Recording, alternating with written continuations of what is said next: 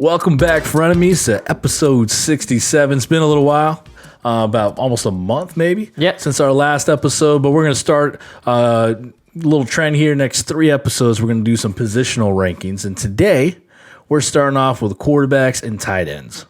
All right, so it's like, yay, I'd love to talk about quarterbacks, and like, really? I got to rank 12 tight ends? Like, I stopped at 5. And Sean's like, you got to keep going more. And then I just filled in ridiculous ones for him. All right, but if you're a first-time listener to my right, that's the commiss Sean. I'm the host, Chris, and we're going to jump right into it. Let's go with top 10 QBs here. Do you want to jump off here with your tiers? I really like the way you put yours out there. All right. You have, 4 tiers here in your top 12? Yeah, so tier 1, I think we can completely agree on, is Lamar Jackson and Patrick Mahomes. They're in a tier by themselves. Yep. I honestly wanted it to rank Mahomes ahead of Jackson. If it's a 6-point per passing touchdown, then I would do that. I think he will have that much more passing volume and passing touchdowns than Lamar. But if you're in one of those, like I think a more traditional is the 4 for passing and 6 for rushing, then he's just going to have so many more rushing touchdowns. He's not going to be able to keep up with Lamar Jackson. So that'd be the only reason I would take Patrick Mahomes over Lamar Jackson. If you want safety, also, I mean, the injury risk is still there, but the reason Lamar Jackson wasn't drafted in the first 8 rounds last year was because of that. Everybody thought he was going to get hurt. He made it, but... Yeah, I really like the schedule for him. I think they have one of the easier schedules going into next season. His first 4 games, you're looking at the Browns, Texans, Chiefs, and Redskins. Not crazy stalwart defenses. Yeah. But then playoff time, which you think Lamar Jackson would take you to, Week 15, Week 16 matchup, you got Jags Week 15. That's good. Giants Week 16. Oh, wow. So if you're one of those guys looking at every little thing to decide between him and Mahomes. in our league has already won. Yeah, in our league, because, Lamar is definitely kept in. If you're in a keeper league, people aren't letting Lamar get redrafted. But in redraft leagues, he's definitely your first QB off. Would you make him a first-round pick? No, I'm pretty late on quarterbacks. I wouldn't even draft Lamar in the top 3 rounds. Yeah. If it got to round 4, which it never will, then I would consider it. Yeah, I think by name factor and what he did points-wise, people will overvalue him at the quarterback position. He'll be because the problem is if you draft him there, then he has to return on that crazy season that is that much better. It's not that he has a great season; it's that it's that much better than all the other quarterbacks. I mean, you saw it with Patrick Mahomes last year. If you drafted Patrick Mahomes in the first or second round, you were pretty disappointed after his 48 touchdown season. He only had 29 or something because of his injury. But that'll be another episode going more into August, talking about draft strategy and the value, what's your plus or minus when you pick a position a little bit earlier rounds than you should be. Number 2, obviously, you said Mahomes. Yep. No argument there. I want to see where your tier 2 QBs are. Yeah, so tier 2 is where we kind of separate a little bit. Yeah. Not a lot. You have, I think, Kyler Murray as the 4th. Yep. And I have Dak Prescott. So that tier for me is Dak Prescott, Kyler Murray, Russell Wilson. You pretty much agree with that those are guys in the same tier? I bumped Russell down and put Drew up in there. I guess I can say I'll add Drew into that tier. Okay. And it's weird because it's an older quarterback, but so you'd still put him close to Russell. So Russell would still stay in the tier. You can still stay up in that tier. I think just positional ranking, I put Drew Brees up there because I like that, Emmanuel Sanders there now? So he has a legit wide receiver 2, which he hasn't really thrown to very much his, last couple of years, or pretty much his career, having 2 really good wideouts. So with Michael Thomas and a proven wide receiver 2, you might see a little bit better passing yards for him. That's hard to say for Drew Brees. Yeah, so talk to me about Kyler Murray then, because you must be in love with him if you're all of a sudden he's QB3 after his rookie season. He's got a new toy. I think with very good toy. Hopkins, he was just out on the news this past week talking about, saying he's the best receiver, which every top tier diva receiver would say that. Yeah. But I believe him. I actually think he's the best wide receiver in the NFL. If he had quarterbacks like some of these other guys had, he was talking about Michael Thomas, if I had Drew Brees throwing to me, I'll be looking great. He thinks Julio's amazing. He's like, but if I had Matt Ryan throwing to me. Wow, he's just throwing Deshaun Watson under the bus here. Yeah, so he's just, and then early in his career before Deshaun got there, it was kind of up and down. So talking about career numbers. And I think Hopkins is going to put more with the touchdown points for Kyler. I think Kyler will naturally grow in the offense. to help kind of get those, get the yardage going. And I think it puts a Christian Kirk in a Larry Fitzgerald in the right spot.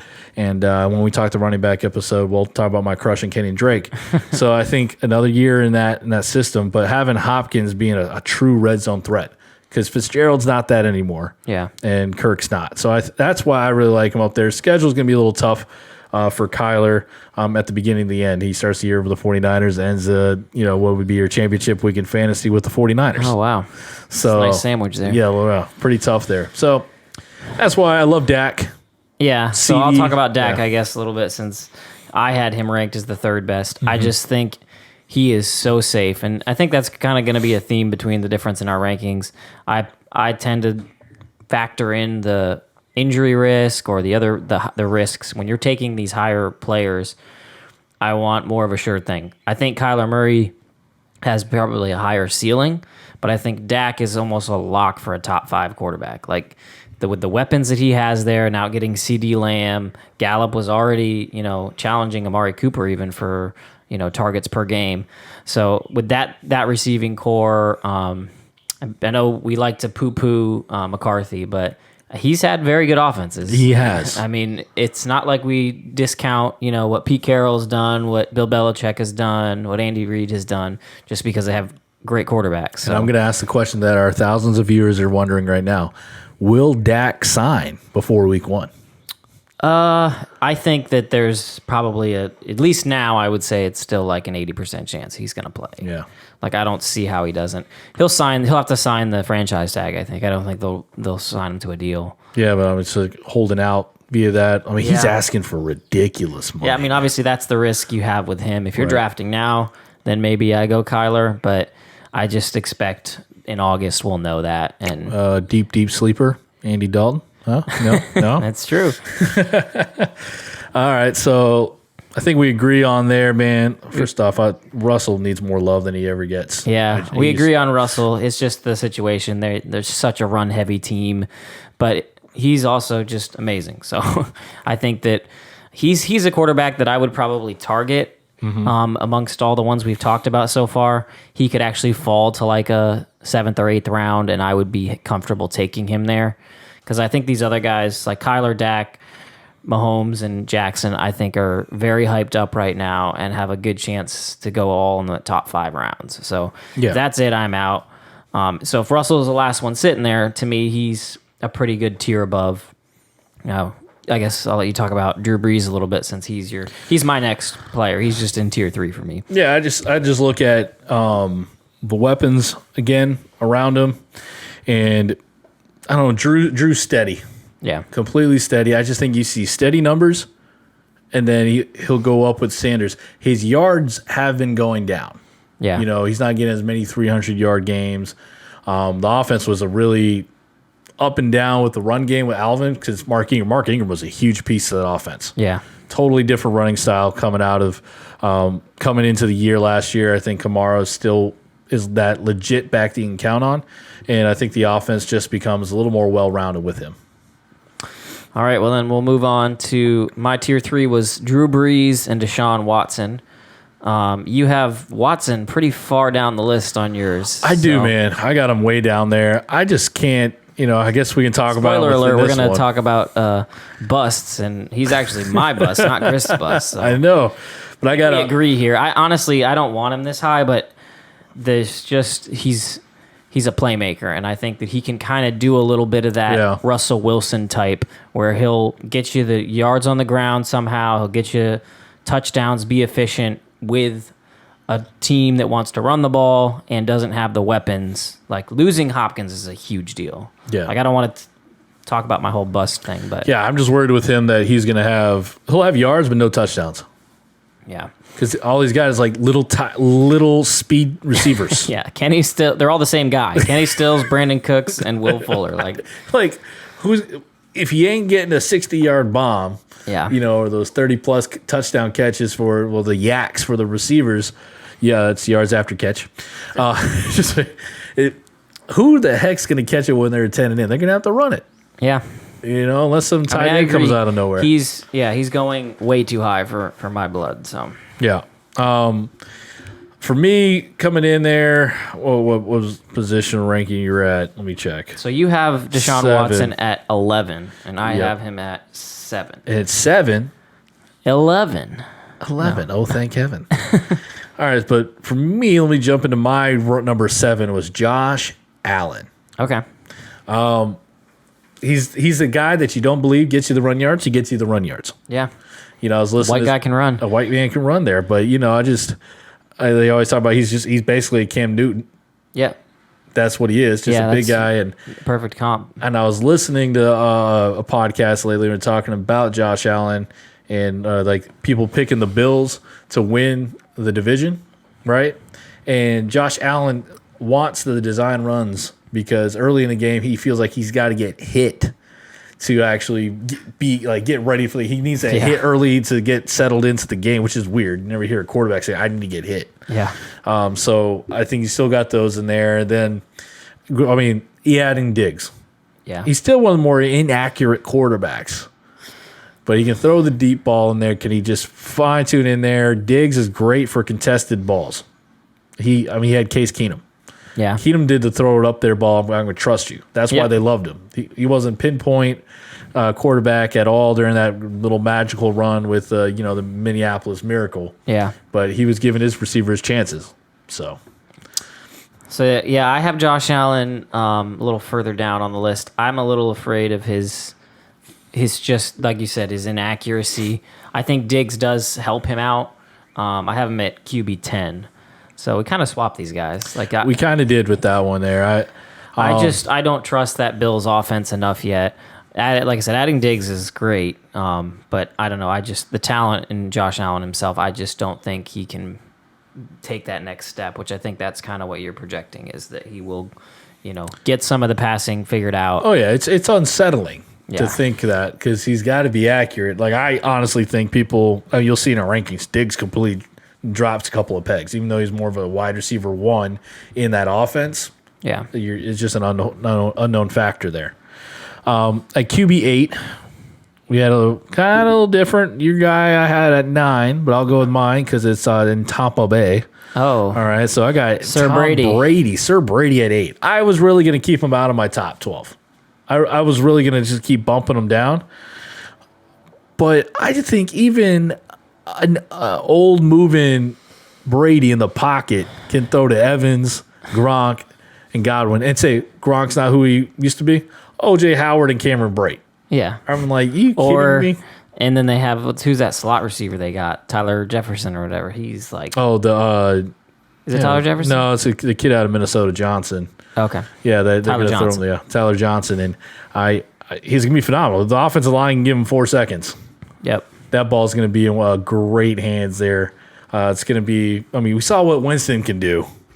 So I had Brady down at about 11. Yeah, I had Brady 11. At 11. He's in that same tier as these other guys. My guy I had tier at 8 4. was Matthew Stafford. And I got him at 9, so we're thinking alike there. Yeah, I think we kind of went against the grain a little bit on this one. Most people probably are like, Matthew Stafford in your top 10? Yeah. But the guy was just on pace last year to just do some incredible things. Oh, it was ridiculous, man. He's got, when you've got Kenny Golladay and Marvin Jones, you see what that trash of quarterbacks did with those guys and that they still actually produced.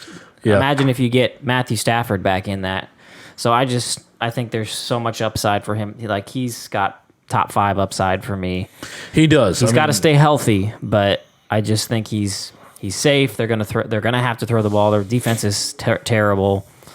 I'm going to throw it out there for any guys who play in redraft leagues with me. I'm drafting Stafford. Yeah, we talked about this. That I'm going Stafford. We're going to see we're going to play a game of chicken between each other in our drafts and seeing where he should fall down there, and then the chicken part comes in. You wait around later. Yeah, see if you can get that great value. But I'm picking Stafford in my redraft leagues.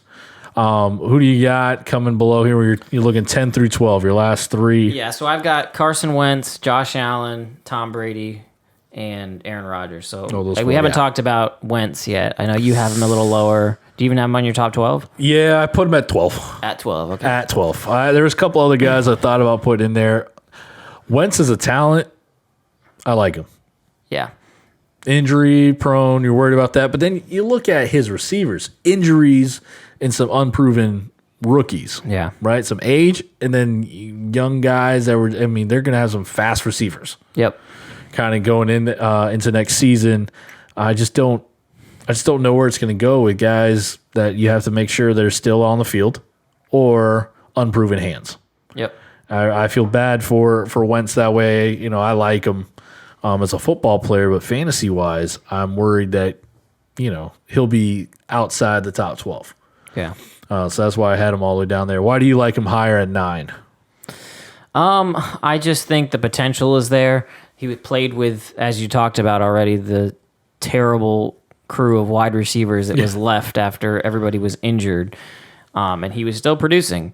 I just think he's a quarterback that if you give him a couple weapons, I think they're going to probably get Goddard more involved. Ertz still there. Yeah, and I wasn't a giant fan of Rager, but he's in this QB or this wide receiver class that's been highly touted. So I think if he can, you know, pick up the playbook quick enough, I think he'll be a big asset to them. Deshaun Jackson, I know it's a hard thing to bank on him, but if he can stay healthy, he's still a great wide receiver in the NFL.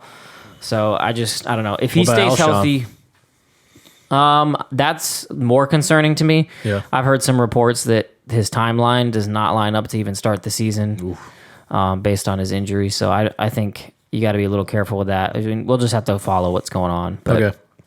Yeah, I don't know. I don't like Carson Wentz. He's definitely not one of my guys that I would want to, you know, draft. But I can see where draft. I can see where you have him at 9 there. I'm thinking you look at the start of his season.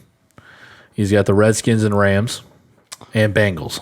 Yeah. Then you got 49ers and week 4. So he's going to jump up there, especially if people keep him off that wide receiver 1 thing. He'll probably get picked up really quick as some people will reach for, you know, quarterbacks below him.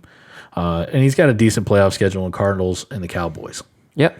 So, and you got I think that's Aaron Rodgers, I guess. Aaron Rodgers, the only different one. I got him at 11. You got him at 12. We're about the same. I think a full season with Devontae Adams. Yeah. Who's undoubtedly probably a top 4 receiver in the NFL. Yeah. The numbers will naturally jump up. Last year was kind of weird because Adams was in and out, and they found some run game. But especially what happened, you heard about the draft? I think you heard about the draft. Well, and I think that would be my argument for why Aaron Rodgers. I know he's not good to play the narrative street always, but since Where's Ryan's Ryan? not Ryan here, Where's Ryan? we'll do it. I'll do it for him. But yeah, I think he's taken all this offseason in, I think he's going to be there to prove something. Yeah. So that's why I think Aaron Rodgers. I mean, I have it at 12. So it's not like we're talking about taking him. I mean, you can take him as I'm at 10. Yeah. So I'll probably target him in a couple places. If he's nice that you can now take him, and then if he's not good, you can dump him to the waiver wire now. Right. So. No, I agree with you there. So that goes our quarterback list. Yep. All right, so moving on to the tight ends. We had a lot of favorite position. Fun doing this. Nobody cares. It's like after you get the first 4 or 5. Yeah. But the fun does come after that because it's a guessing game, but that's where your true gut prediction. So let's start rolling off your tier 1s, 2, and 3s. Tier 1, we're not going to even spend much time talking about this. It's Travis Kelce and it's George Kittle. Most people have them in that order. I'm not opposed if you really wanted to swap them. To me, they're the locked in. I would actually spend a top 3-round pick on them. Yeah. Otherwise, I'm not considering any of these tight ends in the top 3 rounds. You may be for our number 3, but I'm not. Mark Andrews, especially with Hayden Hurst out there, he's the top tier passing option in Baltimore for Lamar Jackson. I mean, there's Hollywood Brown, but the way they do their run game, tight ends are used a ton there. So I like him there at 3, and I believe he is a tier 2. He's not a tier 1. Exactly, and I have him as his tier 2 by himself because I think the next guys are not as upside. Like Mark Andrews could easily finish as the number 1 tight end. Yeah. I could see a world where that happens. These other guys, it would be crazy to see some of these other guys. If Zach Ertz didn't have the year like he had last year, I think you can say he's a clear tier 2. Yeah. Kind of up there, but again, it's Goddard infringing on it. And so we'll just move to tier 3 and talk about Ertz as part of that. Now, I have the order as Darren Waller, Zach Ertz, and Evan Ingram. I got Ertz and Waller's flipped around. Yep. So we're very similar here. Evan Ingram. You love that name, don't you? Yeah. We'll get to him. Okay. So first, we'll talk about. I'll talk about Waller, I guess, since I have him higher. The reason I like Waller higher is just a little. It's weird to say because the Raiders did bring in a lot of weapons, but I think his target share is a little safer. Zach Ertz, that Goddard, it scares me a little bit. Yeah. Zach Ertz is getting older. I feel safer with Darren Waller's target share. He tailed off at the end. He also was not getting touchdowns like at a crazy rate for how big and athletic of a man he is. So I think if they start scoring more points and he gets that rate up a bit, then he can even lose some of the volume because he will not get the volume he got last year because there was no one there. Yeah. And now they have some options, but I think he's just a safe pick. He's also in this range here. I'm not really interested in drafting. Like it's probably going to be the next tier is where I'll grab my guy. But yeah, that's why I like Waller over Ertz. So do you have? No, I agree with you. I think the biggest thing with Waller was when was it Renfro when he went out for a while. It drew more attention to Waller. Yeah. So having someone there to take a few actually opens Waller's game. So you might see him actually push numbers wise could be close to his top 3, but I really doubt it. He might catch up with Mark Andrews, but not with Kittle and Kelsey, in my opinion. Yeah, and then Evan Ingram is the guy I can't quit. He can't. I've loved this guy for a long, long time, and he just keeps getting injured, so we never get to see the full season. I'm a little afraid that Daniel Jones isn't going to use the tight end as much. Right. That would be my biggest fear outside of the injury, which is he's never finished a season, so he's just always injured. If he can stay healthy, though, this guy's just an athletic freak. He's what you want in a tight end, in a receiving tight end. He can't block, so that's good. That means he's going to be running routes when he's out there. He's not blocking. So I don't know. To me, he's a wide receiver playing tight end, and there's also the targets there for it because I mean, who else in New York? You're talking about Slayton, Golden Tate, Sterling Shepard. These aren't names that demand high target, so that's why I just see an opportunity there. But he's risky. He's very risky. Yeah, he is risky there. All right, so then we move on to tier 4, and that's really where we'll work 7 through 11. Yeah. So I'll run 7 to 9 for me, and 10 through 12 is the whole tier. Yeah, so I'll run down my rankings, and then I'll let you kind of pick them apart here. But I have Gesicki at 7, which might be a little high compared to some people. Jared Cook, Rob Gronkowski, Tyler Higbee, and then Hunter Henry. So I don't know what is your. I got 7. I put Hunter Henry. Okay. I bumped him up over. So that's our biggest discrepancy, I would think. That's the biggest one. I'm just thinking, even if a rookie quarterback or a journeyman backup quarterback, you're going to throw the safety valves. Yeah. And the only thing, I mean, Hunter's great when he's healthy. Do you think Herbert gets in there sooner rather than later? Then I think later. Because they're going to have a very good defense. Yeah. They've got a phenomenal defense. I think they can make the playoffs with Tyrod Taylor. Yeah, I think they're just going to, unless, Herbert starts blowing them out in like training camp, practice starts really pushing it. Yeah. They're going to stick with Tyrod, and you might even see Tyrod play the whole year. Because that defense is going to keep him in ball games, and that's one thing a head coach worries about is more about wins in the immediate, and then they can still keep grooming that QB instead of throwing it out there and then just everything going downhill. Yeah. So my opposition to Henry is pretty much that I think that role has disappeared in that offense because Tyrod Taylor, although he does use tight ends, I remember back to like Henry Clay, remember back in Buffalo there. Oh, man. A throwback there. Former Dolphins player too. Okay, yep.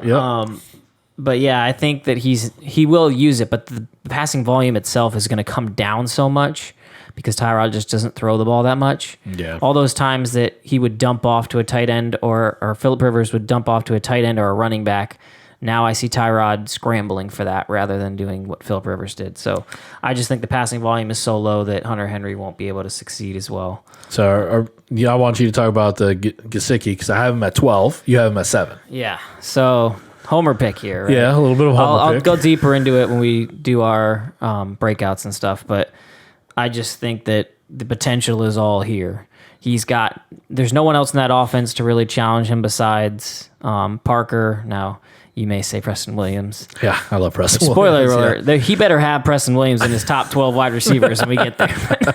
I won't, but I do love him. Yeah, so I just think there's so much room for him to get a lot of targets. He's going to be the main end zone target, and he's just developing more and more. To me, I know you don't want to compare him to like a Gronk, but that is what he can be. Like, he can be that in this Patriot-style offense.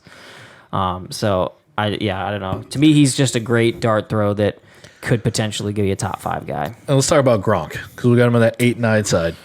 Do you have a feeling like I did putting him up here that he could finish outside of top 12? Yes. Okay. So he's a very volatile pick, in my opinion. Touchdown dependent? Very touchdown dependent. He's not going to be a main focus of this offense at all. He's just going to be more of that safety valve probably for Brady when he just knows he needs to trust someone for that 3rd and 10. He's going to throw it to Gronk. So that's why I think it's only because Brady's there is to why Gronk. Like, if this was Gronk coming back to a team and it wasn't Brady, I don't care how good the quarterback is. I think Gronk would be, out of it. And you're going to know, I think, pretty quickly if we get into the first couple games of the season and you see that he's just not anywhere near himself, then you can just dump him. I don't think he's going to be anything this year. Right. Tight end spot. That's a tough part. And this is the guy that was the lock for tight end 1, drafted in the 3rd or 4th round. Yeah. All the time. So this is a different Gronk that we're going to probably see this year. Right, so talk to me about, where do you have Cook? Jared Cook, I got at 9. And where do you have Higbee? I don't have Higbee. You don't up have there. Higbee. Okay. I replaced Higbee. So talk to me about Higbee then. What is your fear with Higbee? Because I'm kind of with you. Like, I didn't want him. People have him even higher. Some people have him in like 6 or 7. Who's the second tight end there? Gerald Everett. Gerald Everett. That's my worry. Okay. Because when I used to he wasn't healthy. Tight ends on flyers, I'd put in a Higbee. And then if that dude was there, Everett, it just killed it. Yep. With the consistency there. That's why, from on my end. Okay. I kind of enter in. I put Greg Olson, even though I'm 11. Take out Higbee's name. Let's hear about this. I put this Greg is ridiculous. Olson. Hey, if he doesn't venture into doing broadcasting every 3rd week, and that foot stays together, I think it's a great marriage with Russell Wilson. Yeah. For middle field stuff, because DK is a great target, but he does drop it. Yeah. We know that coming through. So there's still needing that tight end. And freaking Wilson makes tight ends fantasy valued because he'll throw it to him. Yeah. Hofstetler, whatever was that? Yeah, and then they Will call Disley. Will Disley, Big Grizz, or some people his nickname in fantasy world. It's who knew those guys? Yeah. Russell Wilson made them in the end zone. So, Luke Wilson. So I'm looking at Greg Olson. Yeah. And I'll be sitting on. I see there's a path for it. I'm just afraid that he's just over the hill. I'm going to have to beat out Joe in our league to get Greg Olson late in the draft. Yeah. So to me, the end of these, like, once you get past Gesicki, Jared Cook, Gronk, the rest to me are just gross. Like, I'm going to probably take Gesicki if he's, the last one on there. Then I will take him because I don't want to get stuck with the Higbee, Hunter Henry. And then my last guy I have is Jonnu Smith, and I don't even really like it. But Delaney Walker's finally gone. He's shown promise, so that's why he's there. I don't have much of an argument besides that. And you look at, I think Mark Andrews' ADP is going to be higher than it should. Yep. But I'll be a guy sitting back if I just don't see an RB2 or a wide receiver 2, whatever I have to pick, around the 5th, pick, or, even the 4th pick, let's say. I might look at Andrews if I'm not liking who's falling to me there. Just to grab someone that I can say, you know what, tight end set, he's healthy. I'm good for the rest of the year outside of his bye week. Yep. All right, so let's get to our segments here. We're going to talk about sleeper, value, and breakout, or bust, not bad. So we got sleeper, value, and bust picks for these two positions. Okay. So let's jump into the sleeper side. I'd like you to talk about this quarterback. Yeah. Since he wore your colors before. And he did. I still have his jersey. I'm actually not ashamed to wear it. But, okay. Yeah, so my sleeper, and the way I defined a sleeper is somebody who's going, really towards the end of the draft and is kind of that flyer that you can, get crazy value for. But yeah, Tannehill. I just think I cannot believe he's going off as the 20th quarterback taken right now, which is insane. The pace that he was on last year, I don't think he can repeat the efficiency that he had. That was not sustainable at all. But when it comes to getting a guy in the last round of your draft, I just think he's got the rushing ability. He was very efficient, and this is an offense that has Derrick Henry that's going to continue to move the ball. That's the only fear with Tannehill is he can have big weeks where he'll rush in, a touchdown and get 3 passing touchdowns and he'll blow up. But he can disappear if they get a lead and they want to sit on it with Derrick Henry. As you saw in the playoffs, Tannehill did like nothing. So that's in the cards. But for me, he's just going so late that I think he's a great guy that if you just last ditch effort, nobody took Tannehill, just take Tannehill and you're good to go. And with Tannehill, you don't have to worry about completions being counted as fantasy, like completion percentage or attempts, my bad. Yeah. Throwing attempts, because A.J. Brown loves him as a big receiver. He'll take one catch for 50 yards. Yep. And a tight end we forgot to mention that was on both of our rankings is Jonnu Smith. Yeah. And he's becoming a decent target. So I see where that sleeper is, because those A.J. Brown and Jonnu Smith, doesn't really get guys going, but they're really valued there. And then my tight end sleeper is Hayden Hurst. Mm-hmm. So he got traded to the Falcons, where Hooper is now gone. And if he can take even 75 to 80% of that role on, he's going to be a valuable tight end that you can pick at the end of the draft and say, this guy was a first-round pick. I think he was drafted over Mark Andrews that year. Yes, he was. So that just tells you the talent this guy has. And if they use him the way they used Hooper and he gets that many targets, I just don't see a way that he's not a top 12 tight end. Well, I guess I do, because I didn't rank him. You didn't rank him on there, but I understand that choice there. I like that one. For my sleeper at quarterback, going with the number 1 pick in this past NFL draft, it's Joe Burrow. Joe Burrow. Yeah, Jay, the Tiger King himself.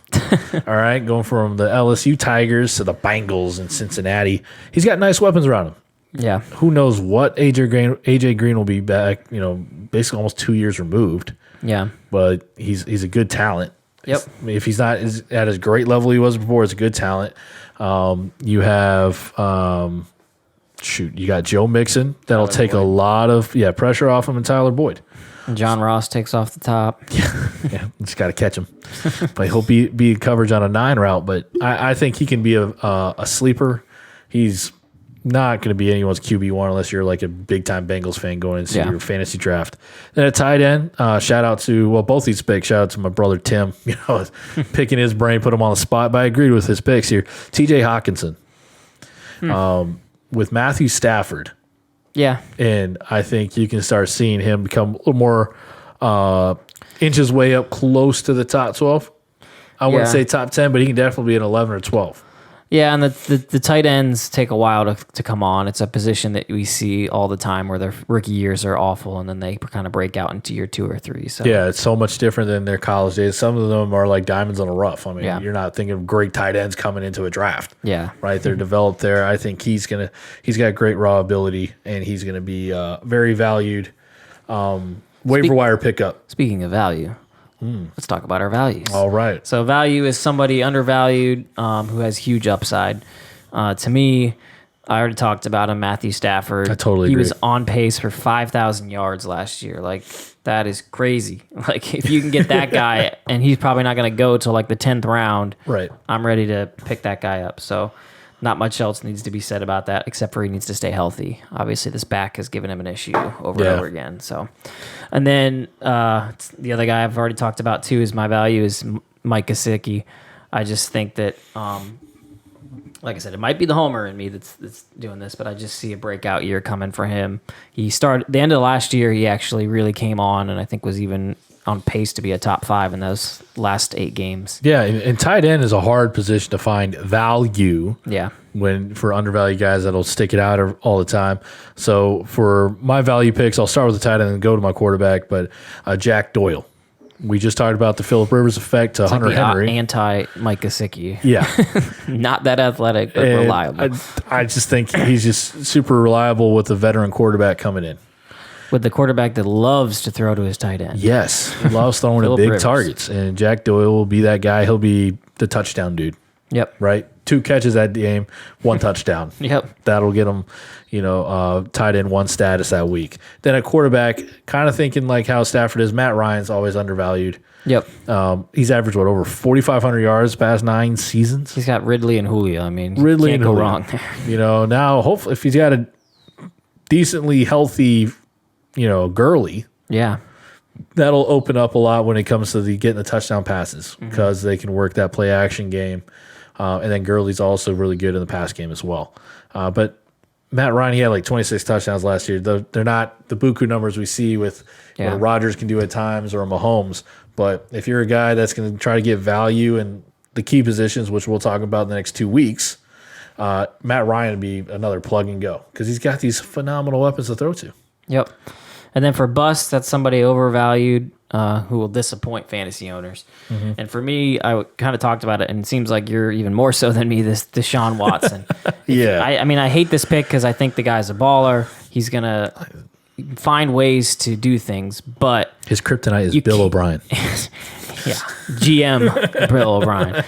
You lose DeAndre Hopkins, that's a big deal. Like, you have to give him... You have to knock him down. And right now he's being taken as QB4 on average, which is just crazy to me. Like, nope, I don't want any part of that. Like, that's drafting him at his ceiling. That's drafting him at his best he's been when he's had DeAndre Hopkins, and he doesn't have it. And I think that projection reminds me of a Russell Wilson projection. Yeah.